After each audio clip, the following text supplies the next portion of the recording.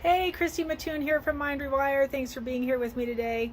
I'm outside. It's gorgeous out here today, so I just wanted to show you. That's a favorite tree back there with all those beautiful flowers on it. I hope you can see it.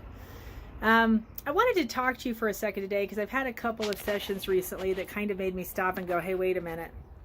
One of them was yesterday. I was talking to a young lady, and she was telling me that one of the things she's trying to get out of her head, get out of her mind, is a question that she said she keeps asking herself. She's like, every day, all the time, I just hear this question. She's like, I'm so sick of asking myself the same question over and over.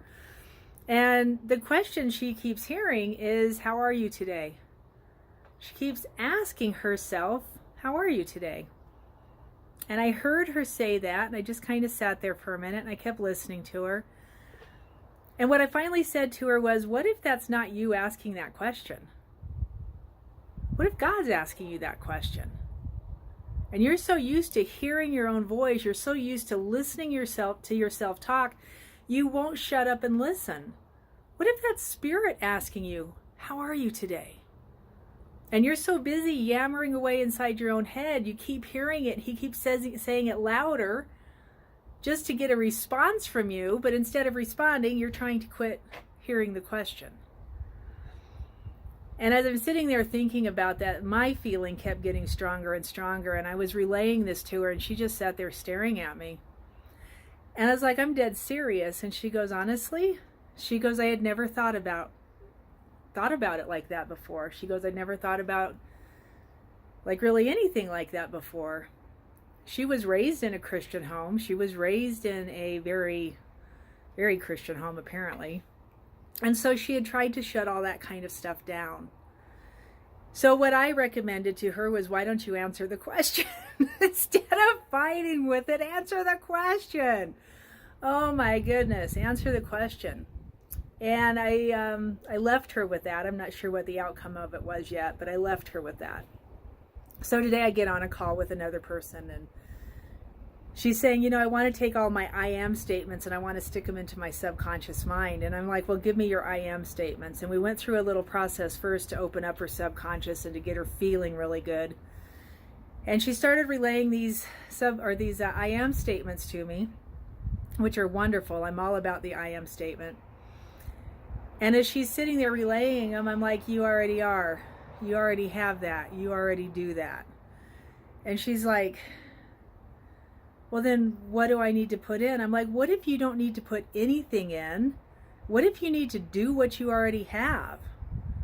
What if you need to already act on the gifts you've already been given? What if you already have all of this stuff in your system, which she does? And one of them was, I am a healer, I'm a messenger. All of these things she keeps saying to herself, you already are. She already does a lot of this stuff. I'm like, what's the next step? You need to take the next step and quit telling yourself you are all these things. And I wouldn't quit telling myself that. I'd keep saying those, but then I would take the next step. What's the next step? What do you need to do to activate that inside your life? We get so caught up with what do I want to be? What do I want to do? And it's always, what am I? What am I? What am I? Well, what are you? Define it and then do it. Step into it, get to it, move on it, activate it, do something different besides sitting there telling yourself, I am this. And I talk to people about this all the time. It's one of the first things we do for a person who is really caught in fight and flight. If you're really stuck in trauma, turmoil, pain, issues, like all of these things, it is one of the first things you have to get to is, I am. I am what? And you define it and you feel it in your system, and then it changes life. But then once you are, you got to go do. What's your next step? So that's what we worked on with her today, was what is the next step?